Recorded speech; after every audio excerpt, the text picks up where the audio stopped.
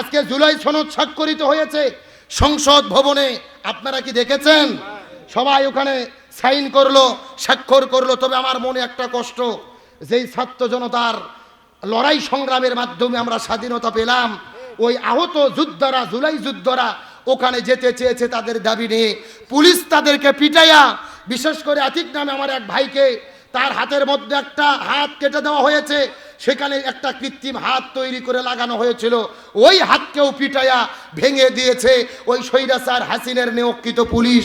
আমি ডক্টর ইউনূসকে বলতে চাই, আপনি ক্ষমতায় বসেছেন এই ছাত্র জনতার রক্তের ওপরে, অথচ ওই জুলাই যোদ্ধাদের গায়ে যারা হামলা করেছে, আঘাত করেছে, এদের তদন্ত করে বিচারের আওতায় আনতে হবে। আজকে যাদের রক্তের উপরে আপনাদের ক্ষমতা, যাদের রক্তের উপরে আপনাদের পাওয়ার, আজকে তাদেরকে লাঞ্ছিত করতেছেন, তাহলে নির্বাচনের পরে যারা ক্ষমতায় আসবে তারা আরো কি ব্যবহার করবে? আজকে কিন্তু সেটা প্রমাণ হলো। তার মানে বোঝা গেল জুলাই সনদের আইনি ভিত্তি না দিলে এই জুলাই যুদ্ধগুলো আরো বিপদে পড়বে। যেরকম 15ই আগস্টে বঙ্গবন্ধুকে যারা হামলা করেছিল, দেশ নতুন করে মুক্ত করেছিল, তারা পরে বিপদে পড়েছিল। আজকে জুলাই সনদ যদি সংবিধানে সন্নিবেশিত করে আইনি ভিত্তি দেওয়া না হয়, জুলাই যোদ্ধারা আবারও পরবর্তীতে বিপদে পড়বে। এই জন্য আমরা বলেছি, ইসলামী দলগুলো বলেছে, জামাত ইসলাম বলেছে, আইনি ভিত্তি দিতে হবে, সরকারিভাবে গেজেট প্রকাশ করতে হবে। আইনি ভিত্তি দিয়ে জুলাই সনদ বাস্তবায়ন না হলে এই দেশের আমরা প্রত্যেকেই বিপদের মধ্যে পড়ব। সুতরাং ছাত্রদের গায়ে যারা হামলা করেছে এদের ব্যাপারে ব্যবস্থা গ্রহণ করেন। তার কারণ আমরা যদি দল করি, কিসের দল করব? রাজনীতি করি, কিসের রাজনীতি করব? তার কারণ আল্লাহর কোরআন বলেছেন, ওয়ামাইয়াবতাগি গায়রাল ইসলামি দীনান ফালা ইউকবালা মিনহু ওয়া হুয়া ফিল আখিরাতি মিনাল খাসিরিন। ইসলাম বাদ দিয়ে যদি কেউ ব্যবসা করে, ওই ব্যবসা আল্লাহর দরবারে কবুল হবে না। ইসলাম বাদ দিয়ে যদি কেউ বিয়ে করে, ওই বিয়ে আল্লাহর দরবারে কবুল হবে না। ইসলাম আর কোরআন বাদ দিয়ে যদি কেউ রাজনীতি করে, ওই রাজনীতিও আল্লাহর দরবারে কবুল হবে না। বক্তব্য কার?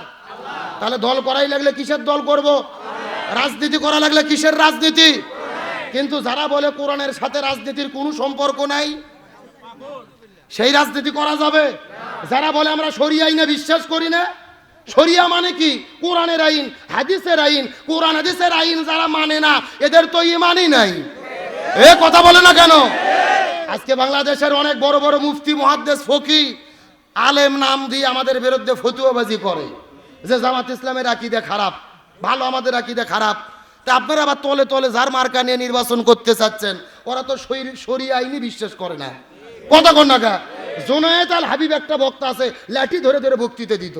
আমরা তো হাসিনের আমলে ভাবতাম যে মালি একটা, কিন্তু ও তলে তলে লাইন করে ইসলামী দলের মধ্যে ফাটল তৈরি করে গত এক সপ্তাহ আগে বলেছে যে আগামীতে আমরা নির্বাচনে রুমিন ফারহানার আসনে ধানের শীষে নির্বাচন করতে চাই। করেন ভালো, কিন্তু আপনার কাছে আমার প্রশ্ন, জামাতের সাথে যখন মিলতে বলা হয় তখন বলেন আকীদা খারাপ। এখন কার কাছে গেছেন? ওদের তো ঈমানও নাই, আকীদাও নাই। এ কথা কন না গা? যারা বলে কোরআনের সাথে রাজনীতির সম্পর্ক নাই, ঈমান থাকে? শরিয়া আইনে বিশ্বাস করি না, আকীদা থাকে? ও ওখানে তোমার ঈমান আকীদের প্রশ্ন ওঠে না। ইসলামী দল মিলতে গেলে ঈমান আকীদের প্রশ্ন ওঠে। তার মানে এগুলো ভণ্ডামি আর এমপি নির্বাচন করে ক্ষমতা পাওয়ার লুবি ছাড়া কিছু নয়। আমাদের কি আকীদা? আমাদের আকীদা লা ইলাহা ইল্লাল্লাহ মুহাম্মাদুর রাসূলুল্লাহ। এই কালেমার বাইরে আমাদের কোনো আকীদা নাই। কথা কন না কা? এর আমরা সারাদিন মওদুদি জিকির করি। আমাদের আকীদা সংবিধানে স্পষ্ট লেখা আছে, কালেমা যা আমাদের আকীদা তা, এর বাইরে নতুন কোনো আকীদা নাই। তাহলে আমাদের আকীদা যদি ভুল হয় তো কালেমা সংশোধন করেন। কথা কন না কা? এগুলো ধোঁয়াশা একটা বিভ্রান্ত ছড়াতে চায়, কিন্তু কোনো কাজ হবে না। এইবার জনগণের চাওয়া ইসলামী দলগুলো এক হোক। যে এক হবে না, জাতির কাছে সে মুনাফিক এবং গাদ্দার হিসেবে চিহ্নিত হবে। ভালো করে বোঝেন, কার ভুল নাই, কার অপরাধ নাই। আমরা তো মানুষ, ত্রুটি বিচ্যুতি থাকতেই পারে। আপনাদের প্রশ্ন করি, এক গ্লাস দুধের মধ্যে যদি মশামাছি পড়ে, আপনাকে দুধ ফেলে দেন না মশামাছি ফেলে দিয়ে দুধ খান? তাহলে মনে করেন বাংলাদেশের প্রতিটা ইসলামী দল হলো দুধের গিলাস।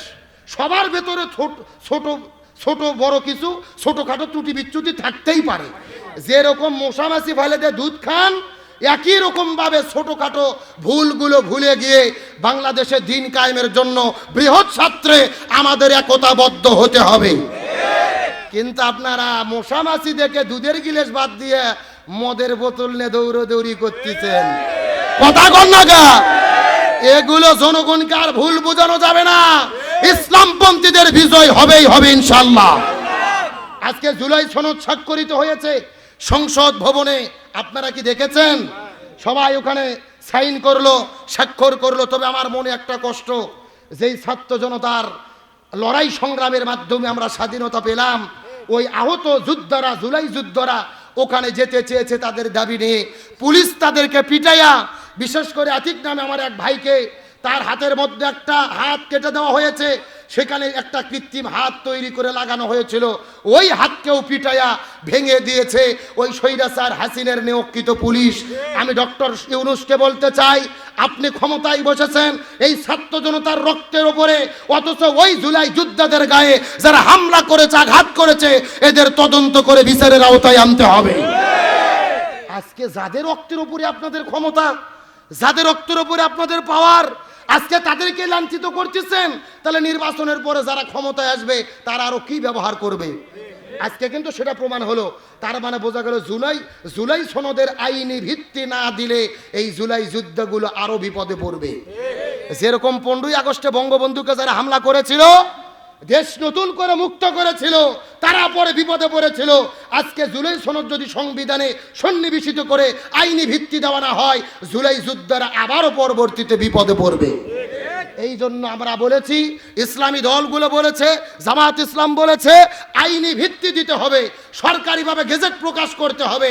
আইনি ভিত্তি দিয়ে জুলাই সনদ বাস্তবায়ন না হলে এই দেশের আমরা প্রত্যেকেই বিপদের মধ্যে পড়ব। সুতরাং ছাত্রদের গায়ে যারা হামলা করেছে এদের ব্যাপারে ব্যবস্থা গ্রহণ করেন। আপনাদের জানতে চাচ্ছিলাম, শান্তির জন্য লাগবে কি? আর জোরে বলেন। আমার বন্ধুগণ, মুসলমান ভাইরা গভীর মনোযোগ লক্ষ্য করুন। আমার নবীজি বিদায় হজের দিনে 100 লক্ষ সাহাবীদের সামনে আমার নবীজি কত চমৎকার করে ঘোষণা দিয়ে বলেন, তারাকতু ফীকুম আমরাইন লান তাদিল্লু মা তামাসসাকতুম বিহিমা কিতাবাল্লাহি ওয়া সুন্নাতা রাসূলি। আমার নবী বিদায় হজের দিনে ডাক দিয়ে বলেন, আমি তোমাদের জন্য 2টা জিনিস রেখে যাচ্ছি, যদি আঁকড়ে ধরতে পারো কখনোই তোমরা পথভ্রষ্ট হবে না। চিৎকার করে বলেন তো দেখি, কয়টা জিনিস? আরো ধরে বলেন। 1 নাম্বার কিতাব আল্লাহ, আল্লাহর কিতাব কোরআন, আর 2 নাম্বার সুন্নাত রাসূলি, রাসূলের সুন্নাতুল হাদিস। তার মানে বোঝা গেল কোরআন সুন্নাহ ছাড়া শান্তি আসতে পারে না। এই জন্য আমার আল্লাহ তাআলা কত চমৎকার করে বলেন, ওয়ামান আরাদা আন যিকরি ফা ইন্না লাহু মাঈশাতান দনকা ওয়া নাহশুরুহু ইয়াউমাল কিয়ামাতি আ'মা। সূরা তাহা 16 নম্বর পারার 19 নম্বর পৃষ্ঠার 13 নম্বর লাইন, 124 নম্বর আয়াতে কারিমা। তাফসীর ইবনে কাসিরের মধ্য থেকে বলতেছে, আল্লামা ইবনে কাসির রাহমাতুল্লাহ আলাইহি তার তাফসীরের মধ্যে বর্ণনা করে বলেন, এই পৃথিবীর মানুষেরা ভালো করে বোঝার চেষ্টা করো, এই দুনিয়ার ভেতরে ব্যক্তি, পরিবার, সমাজ, রাষ্ট্রের ভেতরে যেই ব্যক্তিগুলো কোরআন মেনে চলবে না আর শান্তির জিকির করতে থাকবে, এদের জীবনে আমি আল্লাহ তাআলা কোনো শান্তি রাখবো না, বরং মাঈশাতান দনকা, তাদের জীবনটা অশান্তিতে ভরে দেব। আর দুনিয়ায় যারা কোরআন মেনে চলবে না, এই ব্যক্তিগুলোকে কানা করে, বন্ধ করে হাসরের ময়দানে উত্তোলন করা হবে। জোরে বলেন নাউজুবিল্লাহ। যারা কোরআন মেনে চলবে না এদের জীবনে দনকা, অশান্তি দেবে কে? আর আখিরাতে তাদের কানা করে কে উঠাবে? তাহলে শান্তির জন্য কি লাগবে? ফামান তাবিয়া হুদায়া ফালা খাউফুন আলাইহিম ওয়ালা হুম ইয়াহজানুন। লক্ষ্য করেন, আপনারা এখানে নাম লিখে দিয়েছেন আব্দুল সালাম যুক্তিবাদী, যুক্তিতে কিছু কথা বুঝাই। মনে করেন যে বাংলাদেশের ঢাকা শহরে বিশাল বড় একটা পানির ট্যাঙ্কি আছে। জোরে বলেন, কিসের ট্যাঙ্কি? ওই ট্যাঙ্কির মধ্যে থেকে পাইপ দিয়ে দিয়ে বাংলাদেশের 64টা জেলায় পানি সাপ্লাই দেওয়া হয়। কিন্তু ঢাকা শহরে যে পানির ট্যাঙ্কি আছে, ওই ট্যাঙ্কির ভেতরে একটা মরা বিড়াল মরিয়ে পচে গন্ধ উঠে আছে। আমার কথা বোঝা যায়? এখন একটা পাইপ আস্তে আস্তে আস্তে আস্তে আপনাদের বগুড়া নন্দীগ্রামে এসেছে। এখন বলেন তো, পাইপ দিয়ে যেই পানি বের হচ্ছে ওই পানি ভালো না গন্ধ? আরো জোরে বলেন। এখন গন্ধওয়ালা পানি বের হওয়ার পরে বগুড়া জেলার যত বড় বড় হুজুর আছে, ইমাম, মুয়াজ্জিন, খতিব, মুফতি, মুহাদ্দিস, ফকি, সব আলেমদেরকে ডেকে বলা হয়েছে, এই হুজুরের গোষ্ঠীরা, এই যে গন্ধওয়ালা পানি বের হচ্ছে তোমরা ফু দিয়ে দিয়ে পরিষ্কার করো। হবে? কথা বলেন হবে? আচ্ছা, বগুড়া জেলার হুজুর তো দূরের কথা, কাবা শরীফের ইমামও যদি এসে বিসমিল্লাহ বলে ফু দেয়, পরিষ্কার হবে? আচ্ছা বলেন তো, পরিষ্কার করতে গেলে কি পরিষ্কার করা লাগবে? আরো জোরে বলেন। ওই ঢাকা শহরের ট্যাঙ্কি পরিষ্কার করা লাগবে, এটা কি বুঝতে পেরেছেন? এবার আসল ওয়াজ শোনেন, আসল ওয়াজ। এই বাংলাদেশেও শান্তি প্রতিষ্ঠার একটা ট্যাঙ্কি আছে, যার নাম হলো সংসদ ভবন। আরো জোরে বলেন। আর ওই সংসদের ভেতর থেকে বাবার আইন, চাচার আইন, দাদার আইন, খালুর আইন, ফুপর আইন, কার্ল মার্ক্সের আইন, লেনিনের আইন, পুতিনের আইন, সক্রেটিসের আইন, প্লেটোর আইন, ধর্মনিরপেক্ষতাবাদ, জাতীয়তাবাদ, সোশ্যালিজম, ক্যাপিটালিজম, ভারতের আইন, ব্রিটিশের আইন, মানব রচিত তন্ত্র মন্ত্রকে জুতাই এবং ঝাঁটাপিটা করে বিদায় করে যতদিন পর্যন্ত কোরআন সংসদে ঢুকাইয়া কোরআন দিয়ে বাংলাদেশ পরিচালিত না হবে, ততদিন পর্যন্ত এই জমিনের ভেতরে শান্তি আসতে পারে না, পারে না, পারে না। সুতরাং আগামী নির্বাচনে এই বাংলাদেশের সমস্ত তন্ত্র মন্ত্রকে জুতোই এবং ঝাঁটাপিটা করে কোরআনকে সংসদে ঢুকাইয়া কোরআন দিয়ে বাংলাদেশ পরিচালনা করার পক্ষে রায় দিতে কারা কারা রাজি আছেন? দুটি হাত আল্লাহকে তুলে দেখান।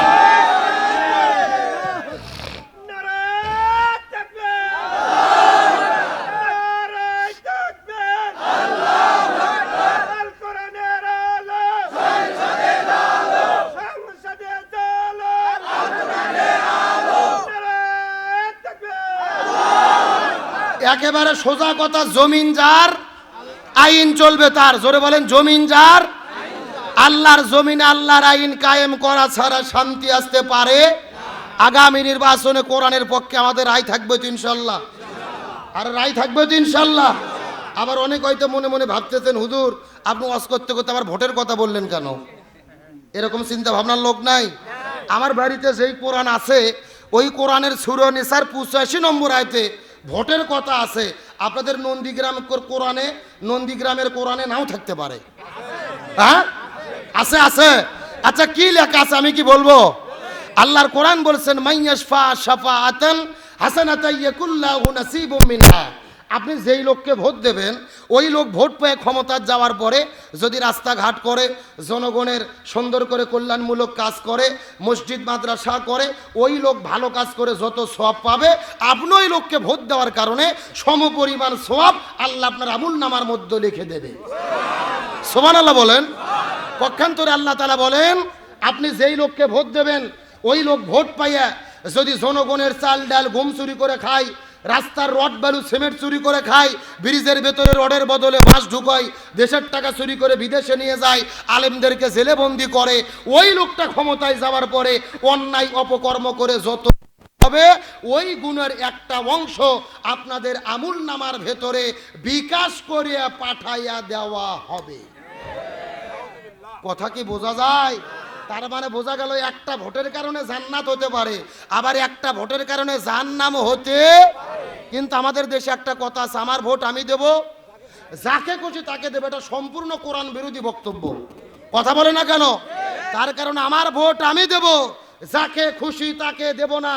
আমার ভোট আমি দেব দেখে শুনে, সৎ, যোগ্য, ইনসাফপূর্ণ এমন ব্যক্তিকে ভোট দেব, যাকে ভোট দিলে এলাকার উন্নতি হবে, যাকে ভোট দিলে দেশের কল্যাণ হবে, যাকে ভোট দিলে কোরআন পার্লামেন্টে কায়েম হবে। আজকে আমরা এই সমস্ত বক্তব্য দিয়ে অনেকে আবার বিরোধিতা করে। আমার চাচা রুহুল আমিন যুক্তিবাদী এই জন্য বলেছেন যে আমরা এই সমস্ত ওয়াজ করি, অনেকে বলে যে জামাত জান্নাতের টিকিট বিক্রি করতেছে রে। এরকম লোক আছে না নাই? পরিষ্কার কথা, আমরা জান্নাতের টিকিট বিক্রি করি না, জান্নাতের টিকিট বিক্রি করছে আল্লাহ, আমরা শুধু পথ দেখে দেই। এ কথা কর না গা। আল্লাহর কোরআন বলেছেন, ইন্নাল্লাহ আস্তারা মিনাল মুমিনিনা আনফুসাহুম ওয়া আমওয়ালাহুম বিআন্না লাহুমুল জান্নাহ। আল্লাহ বলতেছে, আমি জান্নাত বিক্রি করে দিয়েছি সম্পদ আর জীবনের বিনিময়ে। যারা দিন কায়েমের জন্য জীবন ব্যয় করবে, সম্পদ ব্যয় করবে, আল্লাহ তাদের জান্নাত বিক্রি করেছে। আমরা খালি টিকিট দিয়ে রাস্তা দেখে দিচ্ছি। কথা কর না গা। সুতরাং ওই সমস্ত ভুল কথায় কান দেওয়া যাবে